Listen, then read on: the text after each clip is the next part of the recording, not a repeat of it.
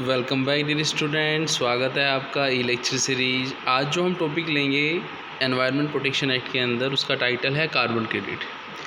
तो सबसे पहले हमें समझना है कि कार्बन क्रेडिट है क्या। तो कार्बन क्रेडिट एक तरीके से कार्बन का एनवायरनमेंट के अंदर एमिट करने की एक परमिशन है, जिसको हम क्या बोलते हैं, कार्बन क्रेडिट बोलते हैं। तो कार्बन क्रेडिट को हम इस तरीके से समझ सकते हैं, जैसे कि आपको पता हो कि हमारे जिस एनवायरनमेंट के अंदर हम रहते हैं उसमें जो गैस का परसेंटेज होता है कि ये गैस है इतने परसेंट है, सबसे ज़्यादा परसेंटेज में ये गैस मिलती है, सबसे कम परसेंटेज में ये गैस मिलती है। ऐसे होता क्या है कि वो जो प्रोविज़न है एनवायरनमेंट के अंदर गैस का, वो डिस्टर्ब नहीं हो, वो प्रोविज़न परसेंटेज है वो चेंज नहीं हो। तो गवर्नमेंट ने क्या कर रखा है, हर कंट्री के अंदर कार्बन क्रेडिट की एक लिमिट रखी हुई है, ठीक है ना। उस लिमिट के अंदर जो कंपनीज़ हैं, जो इंडस्ट्रीज़ हैं, वो जो प्रोडक्शन में लगी हुई हैं और जो आपका कार्बन को एनवायरनमेंट के अंदर रिलीज़ करती हैं, एनवायरनमेंट के अंदर एमिट करती हैं, तो वो रेगुलेट होके क्या करें, एमिट करें एनवायरनमेंट के अंदर किसको, कार्बन को। तो कार्बन क्रेडिट है क्या? Carbon credit are element use to add in a regulation of the amount of gases that are being release into the air, जो हमने भी समझा। और इसका पर्पस क्या है? इसका पर्पस ये है, the extent to which the company emit less carbon it shall get the credit, कि जो कंपनी एनवायरनमेंट के अंदर कम कार्बन डाइऑक्साइड को एमिट करेगी, रिलीज़ करेगी एयर के अंदर, उसको कार्बन क्रेडिट ज़्यादा मिलेगा। वन कार्बन क्रेडिट यदि हम देखें, 1 ton of carbon dioxide it's equivalent to, आपने ग्रीन हाउस गैस सुना होगा, which is an entitle certified by UNFCCC, एक संस्था है UNFCCC, वो ये सर्टिफिकेट देती है जिसके अंदर carbon credit 1 carbon credit equal to 1 ton of CO2 माना जाता है, ठीक है ना। और हम देखें तो कार्बन क्रेडिट के अंदर जो कमोडिटी मार्केट है, वहाँ पे कार्बन क्रेडिट की क्या होती है, आपकी ट्रेडिंग भी होती है। ट्रेडिंग का मतलब ये हुआ कि जैसे आपने देखा होगा कि कंट्रीज़ के कैटेगरी है, जैसे डेवलपिंग कंट्री है, डेवलप कंट्री है। तो आप यदि सोचें, आप एक बार आइडिया लें, तो आपके हिसाब से जो कार्बन एनवायरनमेंट के अंदर एमिट करती होगी, कौन सी कंट्री ज़्यादा एमिट करती होगी? डेवलपिंग कंट्री ज़्यादा एमिट करती होगी या फिर डेवलप कंट्री ज़्यादा एमिट करती होगी? आप बताओ। तो आप कहेंगे सर हमें लगता है कि जो डेवलपिंग कंट्रीज़ होती हैं वो लेस एमिट करती हैं, और जो डेवलप कंट्री होती है वो ज़्यादा एमिट करती है, क्योंकि डेवलप कंट्री के अंदर जो इंडस्ट्रीज़ रहती हैं वो ज़्यादा होती हैं, तो वहाँ पे कार्बन डाइऑक्साइड का एमिशन जो होता होगा एनवायरनमेंट के अंदर वो ज़्यादा होता होगा।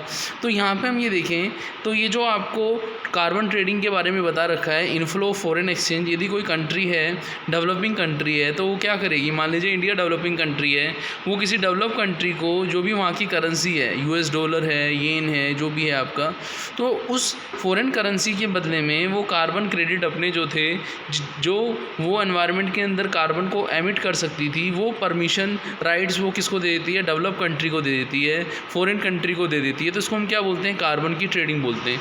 तो carbon trading allowed the development of the market through which greenhouse gases can be traded between participants in the form of certified emission reduction।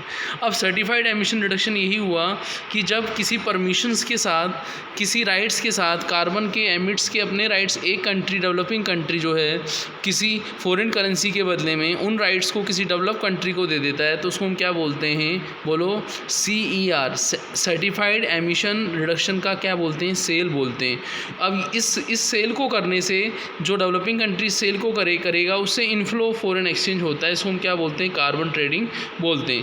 Carbon trading का हम यहाँ पे एक एग्जांपल भी लेंगे। अभी मैं आपको एक PDF की हेल्प से इस एग्जांपल को समझाऊंगा कि कैसे जो हैं कंट्रीज़ जो हैं कार्बन क्रेडिट की ट्रेडिंग करते हैं। तो अब हम चलते हैं अपनी PDF, जो नोट्स की PDF है, जो अपने कार्बन क्रेडिट के नोट्स की PDF है, वहाँ पर चलते हैं। तो आप देखें यहाँ पर लेक्चर 38 है, कार्बन क्रेडिट के बारे में हमने अभी पढ़ाई था। एक सर्टिफिकेट है showing that the government and company has to pay certain amount of carbon dioxide removed from the environment, ठीक है ना, ये हमने समझाया था थोड़ी देर पहले। और यहाँ पे हमने ये भी समझा था कि यहाँ पे कार्बन डाइऑक्साइड्स को एमिट करने की परमिशन दी जाती है, CO2 को एमिट करने की परमिशन दी जाती है। और यदि हम देखें तो burning of fossil fuels major source of greenhouse gas emission माना जाता है, specially for power, cement, steel, textile, fertiliser, ऐसी इंडस्ट्रीज़ के अंदर इनका जो यूज़ ज़्यादा किया जाता है वहाँ पे कार्बन डाइऑक्साइड का एमिशन ज़्यादा होता है। तो ऐसी इंडस्ट्रीज़ के अंदर, जिन कंट्रीज़ के अंदर ऐसी इंडस्ट्री हैं वहाँ पे क्या होता है, हमें जो है कार्बन डाइऑक्साइड को एमिट करने का जो परमिशन लिमिट है वो जल्दी एग्जॉस्ट हो जाती है। तो हमें क्या करना पड़ता है, और लिमिट क्या करनी पड़ती है, परचेज़ करनी पड़ती है। इससे पहले आप ये देखें तो एक क्योटो प्रोटोकॉल हुआ था, इंटरनेशनल एग्रीमेंट हुआ था 170 कंट्रीज़ के बीच में, जिसमें कंट्रीज़ के जो मेंबर थे उन्होंने ये कहा था कि ये जो ऐसी स्थिति ना बने, जैसे एसिड रेन है, यूएस में एसिड रेन प्रोग्राम जो था उसको रिडक्शन किया गया है, इंडस्ट्रीज पोल्यूशन को कम किया गया है। तो वहाँ पे ये रखा हुआ था कि ये जो लिमिट्स है इसको हम क्या बोलते हैं, कैप्स या कोटा बोलते हैं। क्या बोलते हैं, क्योटो प्रोटोकॉल के अंदर द कैप्स और quota for greenhouse gases for develop annexed one country known as a assign amount, कि यहाँ पे डेवलप कंट्री जो थे वहाँ पे उनका जो ग्रीन हाउस गैसेज वो एमिट कर रहे थे एनवायरनमेंट के अंदर, उसका एक असाइन अमाउंट, एक कोटा, एक कैप से एक कैप फिक्स किया गया कि उतना ही वो एनवायरनमेंट के अंदर क्या कर सकते हैं, रिलीज़ कर सकते हैं। हर कंट्री के अंदर ये रखा गया, डेवलप कंट्री में भी परसेंटेज था, डेवलपिंग कंट्री में भी परसेंटेज था। तो यहाँ पे मैंने थोड़ी देर पहले आपको बताया था कि जो संस्था है अपनी UNFCCC वो क्या करती है, सर्टिफाइड करती है ये जो कार्बन क्रेडिट है उसके लिए, वो क्या करती है, सर्टिफिकेट देती है। और वो सर्टिफिकेट ही परमिशन है कि एनवायरनमेंट के अंदर जो है आप अपने जो राइट्स हैं, कार्बन को एमिट करने के जो राइट्स हैं, वो किसी दूसरी कंट्री को फॉरेन करेंसी के बदले में क्या दे सकते हो, सेल कर सकते हो। और जो कंट्री इन राइट्स को बाय कर रही है वो उन राइट्स को यूज़ कर सकती है अपनी कंट्री के अंदर, किसको एमिट करने के लिए, कार्बन को एनवायरनमेंट के अंदर एमिट करने के लिए कर सकती है। इसके लिए हमें एक चीज़ ये भी समझनी है कि आपने देखा हो, जैसे एक छोटा सा एग्जांपल मैं आपको दूंगा, हम मोस्टली देखते हैं कि जिस सोसाइटी के अंदर हम रहते हैं, एनवायरनमेंट के अंदर हम रहते हैं, वहाँ पे मोस्टली देखा जाता है कि पुरानी चीज़ों को ज़्यादा यूज़ किया जाता है। पुरानी चीज़ें जब यूज़ की जाएंगी तो आपको पता है कि पोल्यूशन की प्रॉब्लम जो रहती है, ग्रीन हाउस की जो प्रॉब्लम रहती है, एसिड गैस की, एसिड रेन वगैरह जो ग्रीन हाउस गैसेस की प्रॉब्लम रहती है वो ज़्यादा होती है, ठीक है ना। तो यहाँ पर मेजर सोर्स देखें तो burning fossils fuels in A cars, power station release SO2 and other green house gases. अब ये जो हमारी एसिड रेन वगैरह जो हो रही है, इससे गैसेज निकल रही हैं, एसिड रेन डैमेज कर रही है ट्रीज़ को, रिवर्स को, लेक्स को, है ना, इसकी सोइल जो है वो भी डिस्टर्ब हो रही है। तो उसको हम एक एग्जांपल के थ्रू हम समझते हैं कि कार्बन क्रेडिट कैसे हम बाय करते हैं, कैसे सेल करते हैं। For example, consider a business that oh a factory putting 1 lakh ton of greenhouse gases emitted in a year. Its government is annexed in a one country that annexed a law to emit the emission that business can produce. So the factory is given a quota of say 30,000 per year.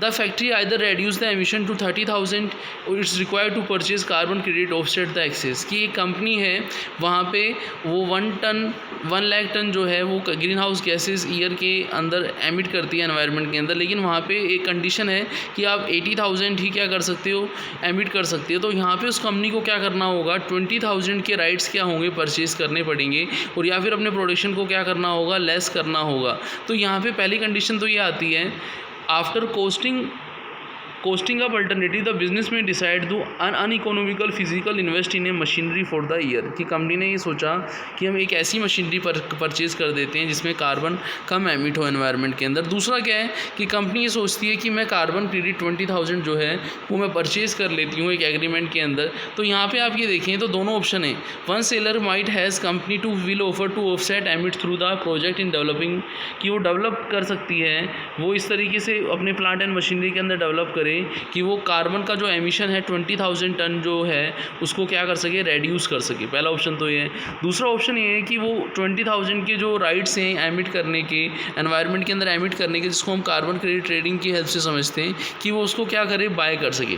अब वो company के सामने है कि company यदि cost saving के अंदर है, यदि वो बाय नहीं करना चाहती है तो उसको क्या करना पड़ेगा, जो ऐसी मशीनरी लानी पड़ेगी जिससे एनवायरनमेंट में कार्बन कम एमिट हो, ठीक है ना। उसके लिए उसको इन्वेस्टमेंट करना पड़ेगा, और इतना इन्वेस्टमेंट वो नहीं कर पा रही, और उसको लगता है कि क्यों कहीं ना मैं क्या करूं, 20,000 जो यूनिट्स हैं वो मैं क्या कर लूं, बाय कर लूं किसी दूसरे कंट्री से, वो किसी मशीन को परचेज़ करने की कंपेरेटिवली मुझे क्या पड़ेगा, सस्ता पड़ेगा। तो वहाँ पे वो 20,000 के राइट्स क्या कर सकती है, कार्बन क्रेडिट ट्रेडिंग के अंदर उनको क्या कर सकती है, बाय कर सकती है।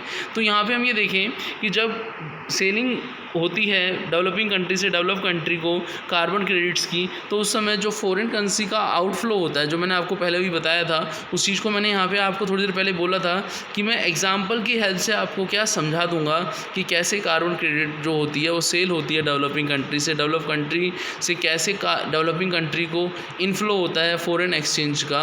तो उसको हमने इस लेक्चर के अंदर पढ़ा कि कार्बन क्रेडिट की ट्रेडिंग क्या होती है और कार्बन क्रेडिट कितना ज़रूरी है, उन चीज़ों को हमने यहाँ पे समझा। तो मिलते हैं नेक्स्ट लेक्चर में, उसके अंदर हम और चीज़ें भी डिस्कस करेंगे। थैंक्स।